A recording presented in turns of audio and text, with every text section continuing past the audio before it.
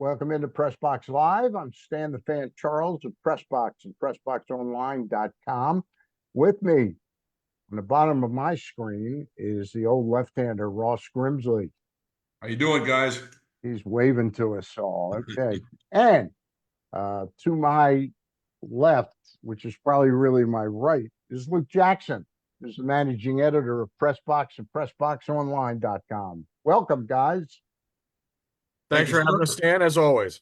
All right.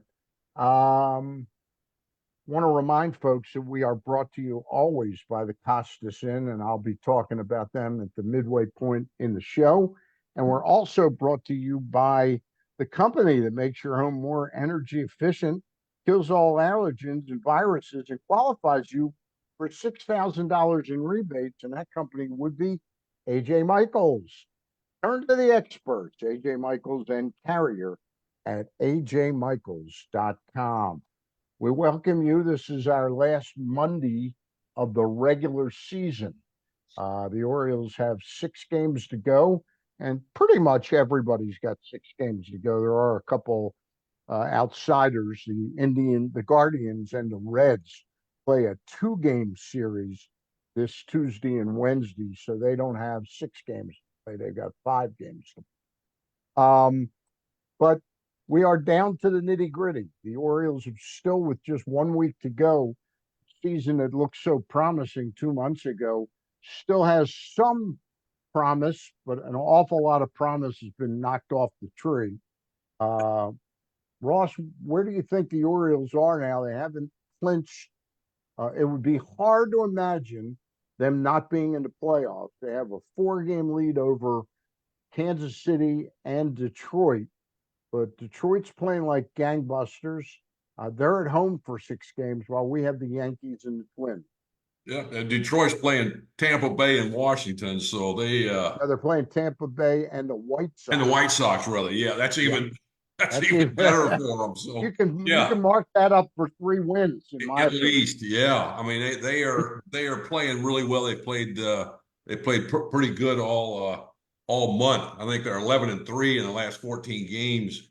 So they're on fire. So you can almost, unless something happens. But the O's, I mean, they started the season out. They were living and dying by the home run. Slugging percentage was great. September rolls around and they couldn't hit water if they fell out of a boat, it seems like. But it's, it's been tough road to go for them. But hopefully they can play well against the Yankees and do something against Minnesota and get something started, because usually the team at the end that's on a little bit of a good streak are the ones that turns out pretty good, and they need to get some. They're going to have to do some different thing. Their starting pitching has really, I think for the month they're 3.11 earned on average, and the bullpen has been a little bit of a problem. But overall, the hitting with runners in scoring position. They're striking out more. Been atrocious.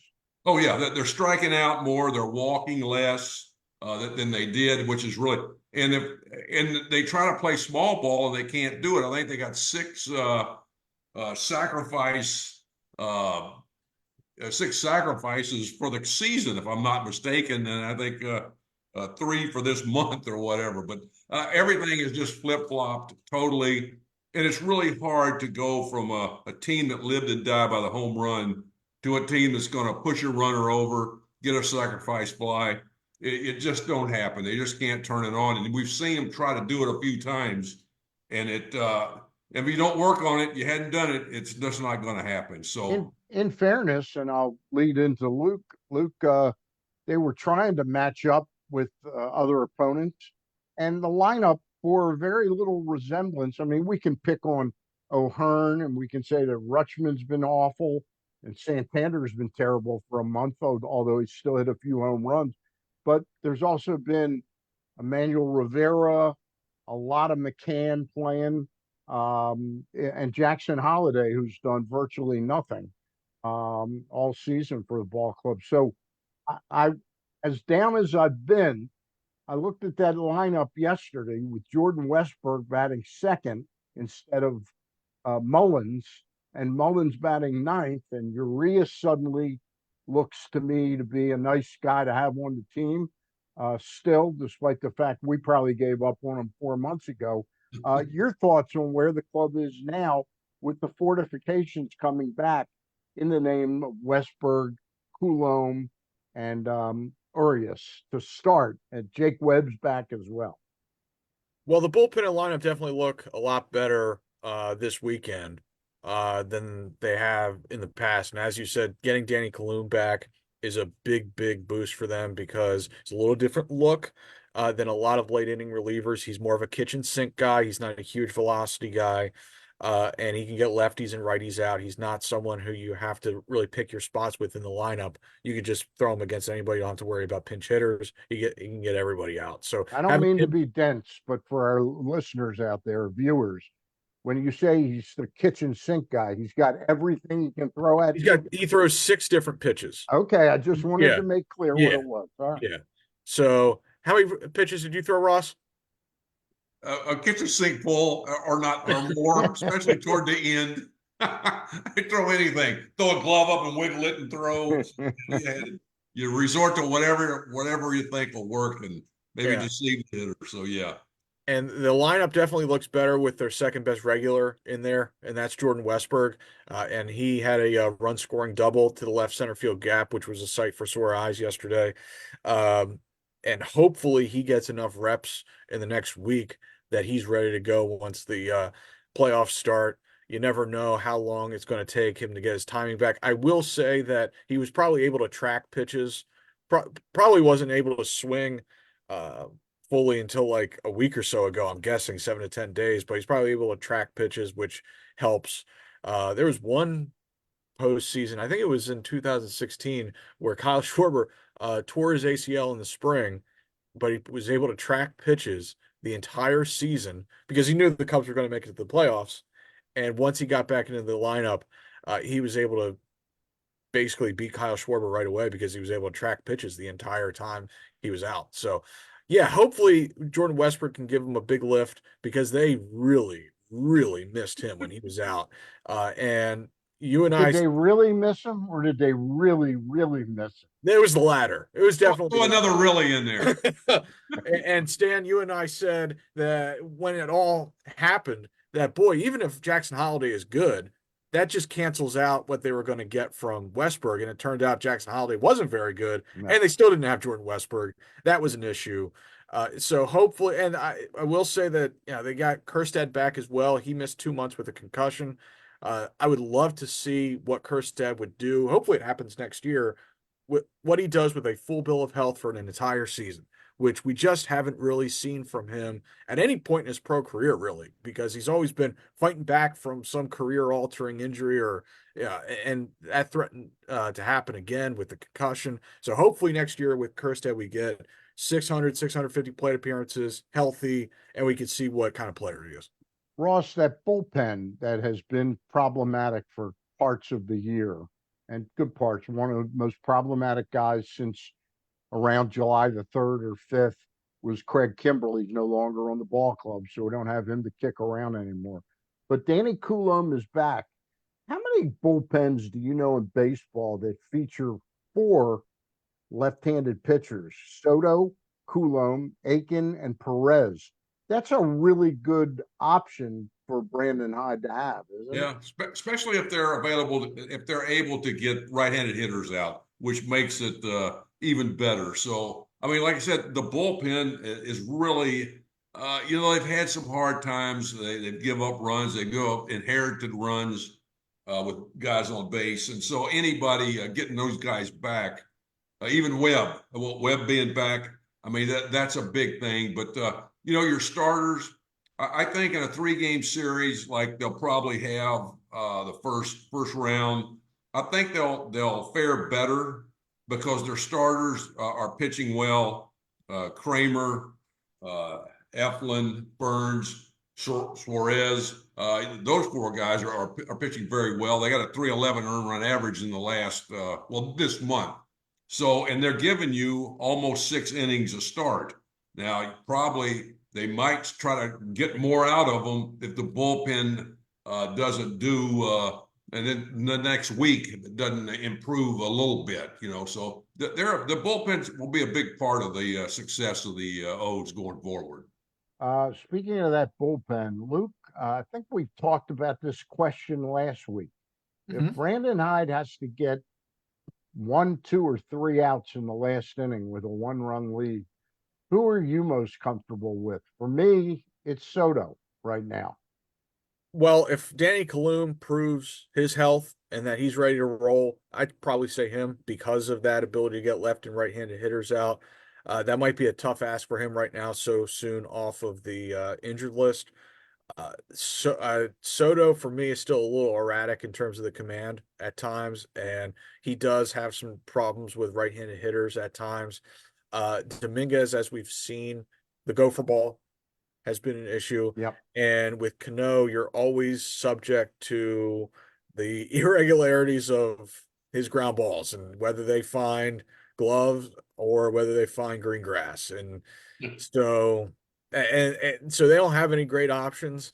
And I will say this about Kimbrel, that from about early May to early July, he was really, really good. Great. And from that, and really throughout the first half, they kind of got what they paid for. And then it all sort of fell apart in the second half. At this point in his career, I just don't think you can depend on him for 6 months as a closer. But he did provide them with some valuable work at a time of need in the first half. It Yep. just didn't work out in the second half. And the answer to your question is they don't have a closer.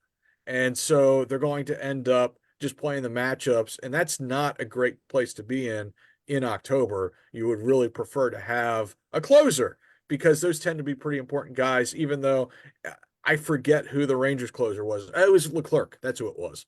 And Last year. so last year, This year it's morphed into Kirby Yates, who's pretty damn who's good had for a them great this year. year, and the Orioles could have had him. Everybody could have had him for a song. Right.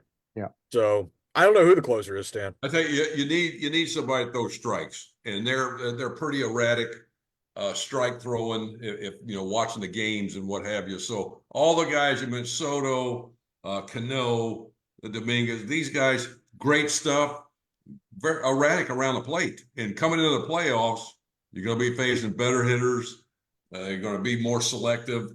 And if you don't throw the ball over the plate, you're going to be behind the count, and they're going to take advantage of you. So you just hope. I was hoping Webb would come back and be around the plate with his sinker, his changeup. He's be effective with left-handed hitters at times.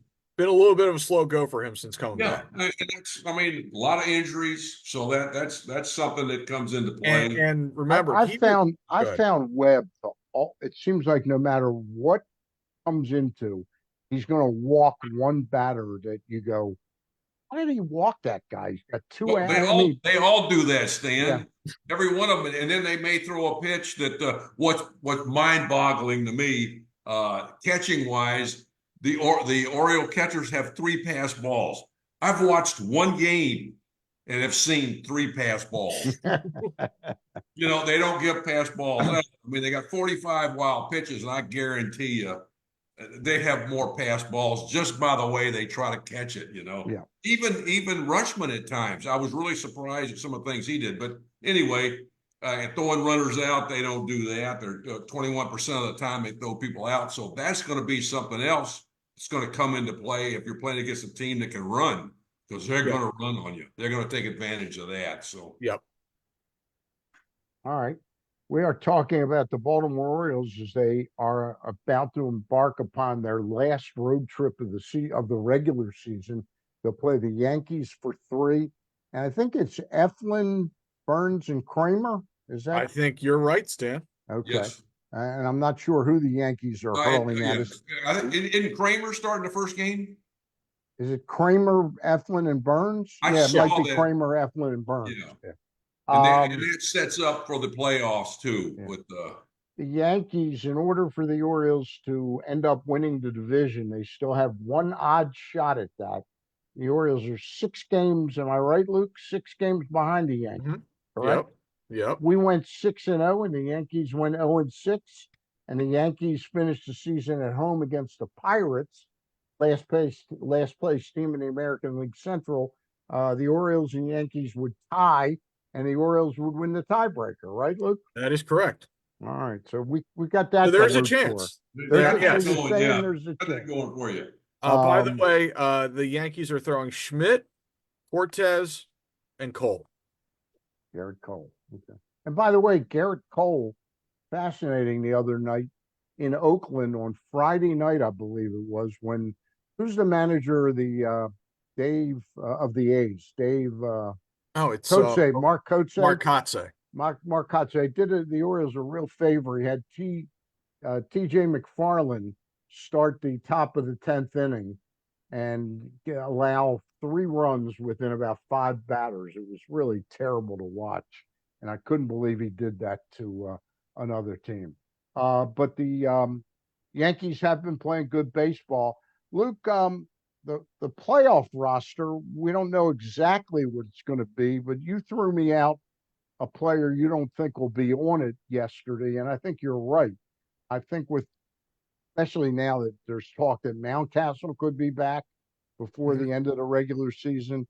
I don't think Eloy Jimenez is long. I don't see a spot for him. Yeah. He's barely playing the past couple weeks. He can't hit and he can't run. Yeah. And he can't field. So that's a tough 3 combination. things you need to do. He's over his last 16 at bats.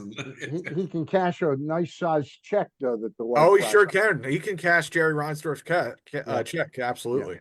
Yeah. Another player that to me, I'm just really wondering where he fits in. My 2 guys that we all thought were really going to be can't miss prospects this year when they made it to the majors were Jackson Holiday and Kobe Mayo. They both were, let's just say it, they were both horrible offensively. But what was troubling about Holiday, he does not look like a second baseman at all to me. Well, he's got good range at second base. You see that pretty regularly. But for me, he's still learning the nuances of the position. And I think having Did you think that play against the Tigers the other day was a nuanced play? He had runners at second. Well, as someone who plays second base, outs. As someone who plays second base in softball, I also miss that play every single time. The hot shot, that's me. But I'm saying that I can relate to him. The hot shot going to your right, up the middle from the second base position, that is a very difficult play for me. And so I could see why it would be a difficult play for him. That's all I'm saying. I understand his pain. And I will also say this, that the umpire might have gotten in his way. That doesn't happen to me. I miss it totally on my own. Okay. I don't need the umpire's help to miss that. Fair enough. To me, it was a play. I stand with Jackson on that play. It was a play. He was not given an error, but it's a play in a big moment that to me, at least he needed to be in front of to try and hold it to 1-run scoring rather than. That's a big thing. You see guys that do that. Yeah. And you'll get more respect from your teammates and the opposing players. I've seen that many times, and a guy that will get in front of the ball, and knock it down and save an extra base or a run, that means the world. Bobby Grich would have made that play. There's Jordan Westburg, despite all of Glenn's highfalutin fielding stats, Jordan Westburg would have made that play. I will say, for me, the bigger miss for Holiday was the play in Boston, where that was terrible. That was a huge spot, and they had him positioned perfectly. They had him positioned up the middle where they thought that the ball would be hit. You just got to make that play. You can walk O'Neill, and then you've got a matchup with Yoshida where you force Cora's hand. Yeah. So to me, that was the bigger one. But yeah, I mean, there have been some moments for him defensively, but there are also some moments that are really good where he's got really good range to either side, to his right or left. I think he can be a good second baseman. And if you look at some of the range numbers, those all look good for him. But let's give him a full offseason knowing that he's going to be the Orioles second baseman and see where he ends up in the spring. I'll be totally fair to him. I also understanding that he was rushed up and the whole 9 yards. Yeah. All right. Let's pay a bill, the Costas in bill. and then we'll continue talking about the Orioles and maybe a little more about the makeup of the roster going into the playoffs, which the Orioles, again, they have not clinched a playoff spot yet, but it would take an extraordinary circumstance for them to blow. And look at yesterday's Ravens Cowboys game. Sometimes the extraordinary does happen in games. Right now, going to talk about, has everybody got their thumbs ready? I've been Thumbs up. stretching Thumbs all up. day. All right. How many thumbs are we giving to Costas in? Well, I only got two, so that's All right. someone we can. Is Bird around where we could go Where's up the there? other room? Yeah. Okay. I'll tell her to We do it got later. we got 6 thumbs between us, and we give them all to the Costas in. I'm hoping we'll be able to break some bread pretty soon there, all three of us again, like we did during the holidays last year. But it remains a Baltimore landmark restaurant. Great seafood. Obviously, the crab cakes are fantastic. The crab soup is fantastic. And their steamed crabs, they got just a wonderful recipe that everybody seems to love. The Costas Inn. They've been there for over 50 years. But remember, if you're planning a crab date at the Costas Inn with either friends or family or both, and you need 4 or 5 dozen crabs, you got to call this number 410 477 1975 to check on the availability, make sure they got the size you want, and find out how much they are. Crabs are a luxury item. There's no question about it. But if you love crabs, you can't do without them. You're going to eat them several times a year. Make it a great date. Costas Inn, 4100 North Point Boulevard. The great Triantopolos family run the Costas Inn, and they 6 thumbs up for the Costas. All right, back to our remaining time on the show. Luke, if you had to pick who you think will make the pitching staff, can I get you to throw out the names? Well, we were talking about the bullpen before, and we said Danny Kalum, Jacob Webb, Yenyer Cano, Right, Dominguez, right, Soto, Aiken, and Perez. Perez, and what probably one or two more, right? Who else? I'm guessing Suarez will be in the bullpen. Okay, Suarez. Now that brings us to Povich, Rodriguez. Is there any chance you're hearing that Rodriguez can still make? And by the way, the fact he wouldn't be on the postseason roster in the first series doesn't mean he couldn't be added Correct. in between the first series and the Correct. second series. So I don't know what the deal is with Rodriguez. I know he's been throwing from a mound. I don't know if he's faced hitters or not. Right. So and he certainly hasn't, didn't go to Norfolk and anything to throw on a game. So if anything, it might be as a reliever a little later in the playoffs. Who knows? So that's unfortunate because if you had him healthy, you would probably feel pretty good about a rotation with Burns, Eflin, and Rodriguez. Yep. But that's not going to happen this year. So do you see Povich on the postseason roster? How many pitchers do you think they'll carry? So the 13? postseason roster, I believe, is 26 players. So right now they're carrying a 28-man roster. Right. So I think the postseason goes back down to 26. So it would be 13 and 13. Is Povich one of your best 13? Probably. And who knows? I mean, they need him in the rotation right now to finish the season, but it might not be the worst thing in the world if you lock up your spot to start someone else and let him work out of relief in like one game to give him an idea of what that's like. But yeah, that's just me thinking kind of outside the box. Ross, how many times have you caught Povich on TV? I've Fair several. amount. Yeah, several. He's coming on a little bit. He's throwing a lot better than he did when he first came up. He was very erratic. I think he's just getting his feet wet, getting a feel for what's going on. But he came back up and he's got an outstanding curveball. I mean, a really good breaking curveball. pretty good changeup, and he's got a sneaky fastball. It'll jump on you, especially after they've looked, at that curveball, and I just think he's learning how to pitch. And I think he has the ability once he figures it out a little bit that he'll do much better. But he'll breeze along and pitch really outstanding, and then stuff will hit the wall for him. And but he's getting he's shown improvements since the beginning to now, so that is really a plus right there. Luke, with what you've seen of Povich this year, especially the last 5 starts or so. Mhm. He's got a leg up on being, unless pending what the Orioles do in free agency and trades. Would you be comfortable with him as one of your starters going into next year? I would be comfortable with him battling for a 5th starter spot. Yeah. So that would be battling with Not handed the spot, but correct, battling. competing with an Albert Suarez for a 5th starter spot. Right. I'd be comfortable with him being part of a competition. For me, you go into next year with Grayson, Eflin, and Kramer being starters, and then you got to add someone for me.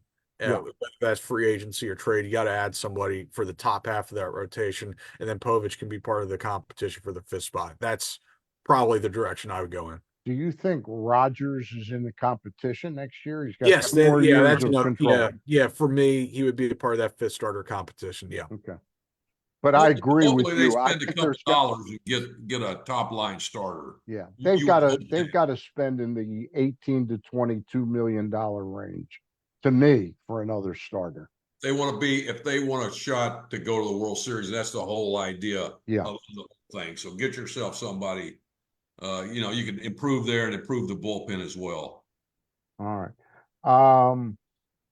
Ross, you watched a lot of baseball over the year. Who do you think the best 2 or 3 teams are of the 12 teams that will eventually make it in? In the American League? No, overall. Overall. Well, you always got to go with the Dodgers. I'm a big Houston fan. I think they always find a way to get through and get stuff done. The Yankees, I don't know. San Diego is another team that I like San Diego. I mean, they got some horses, and no matter, I don't think they can. I don't think they're going to screw it up. I think they've got the best balanced team in they got the baseball personnel. right They got the personnel, and they keep playing. They've been playing very well. Again, in Detroit, Detroit's getting hot at the right time.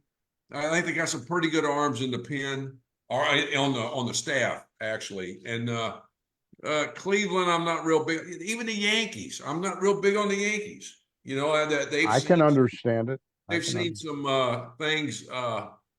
Done some things. Minnesota, Kansas City, they haven't been playing well.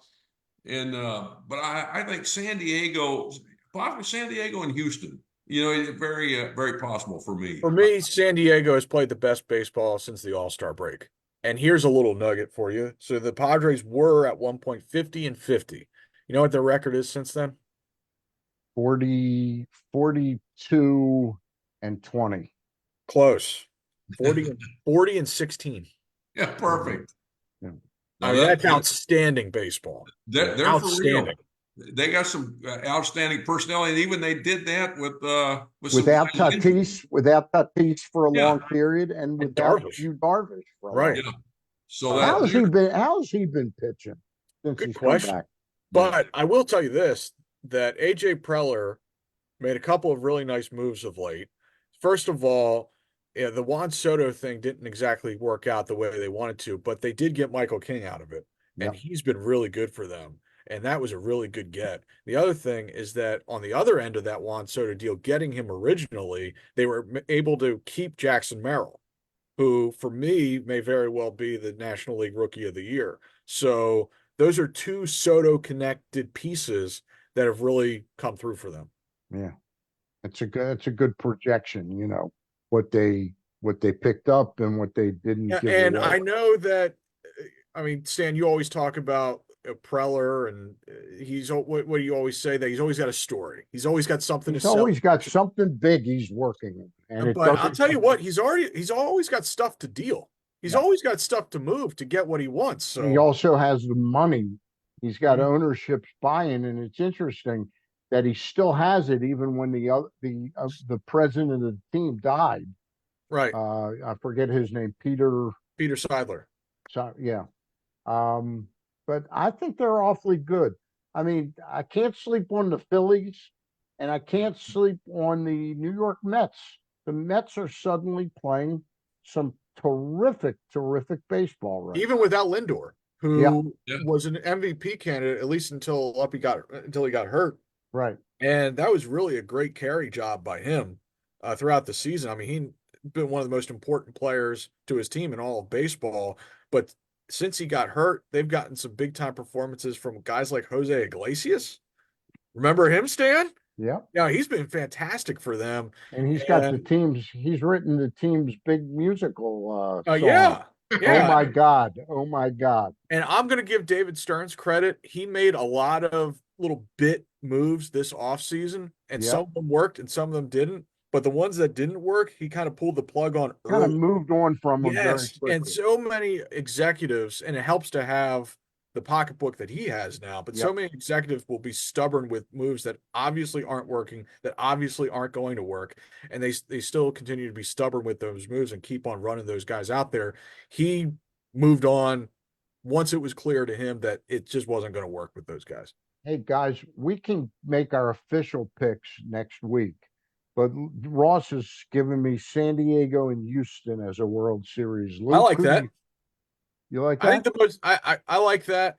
The big concern with me for the Yankees is not necessarily their lineup, because for me, even if their lineup isn't super deep, any lineup with Judge and Soto in a short series, that's going to pose some problems. There's no doubt about it.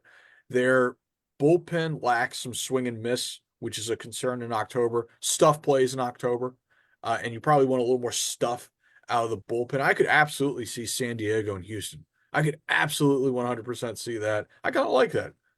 Yeah, really. All right. So I forgot about the Mets. They've been They've playing. been playing some great baseball. Again, how you play at the end of the year, you get some momentum going. And that goes a long ways. And for me, the big question for the Mets right now is Lindor. And I yeah, guarantee you, with this back issue that he has, if this happened in July, he would miss at least a month. yeah. And I have a hard time believing that they can make a World Series run without Lindor. I have a hard time seeing it. We'll Did have a they good get idea by the end of the week, I believe. did they get the Acuna kid up in Yeah, time he's where he up, and can be on I the think he's post hit a no where he can be on the postseason roster? good question. I don't know if he was on the 40-man prior to that or not. I don't know the answer to I don't that. know the answer to that either, but he's been playing some nice baseball Now, for he's hit a them. couple home runs, and his Yep. swing is very much like his brother's. Yeah. Yeah. All right, guys. I'm going to say San Diego, and I'll tell you what, I'm not bullish on the Orioles, but when I look around this American League, I still have some optimism that they can pull off something. We'll see. Yeah, I mean, See how it plays it can out. change quickly. Yep. The Rangers last year, very much like the Orioles, were a very difficult watch in August and September, and then it just shifted. It Once the all came calendar turned, together. it all came together. It can happen. It can Yep. absolutely happen. Maybe we'll be singing Jose Iglesias' song here in Baltimore. Oh my God. Maybe. Maybe Yeah. not. Maybe not. Hey, we thank our friends at AJ Michaels. What company makes your home more energy efficient, kills all allergens and viruses, and qualifies you for $6,000 in rebates? That would be AJ Michaels. Turn to the experts, AJ Michaels and Carrier at ajmichaels.com. Also brought to you by our friends at the Costas Inn. The Costas Inn. Their website is costasinn.com.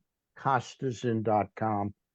Great place to make your plans for a little crab feast during the postseason. All right, for Luke Jackson, Ross Grimsley, I'm Stan the Fan, and we remind you we really appreciate your watching these. We hope that you'll like them, share them, and follow us on the show. All right. We'll be back next Monday, probably around the same time and on the same station. That's it for now. I've got tomorrow night going back to doing some of those topical shows. We're going to have Gary Stein's going to join me. We're going to have Kevin Rocklitz of the Ravens. And then Wednesday, Eric and I will have our last prospects show of the regular season. That's it for now. Talk soon.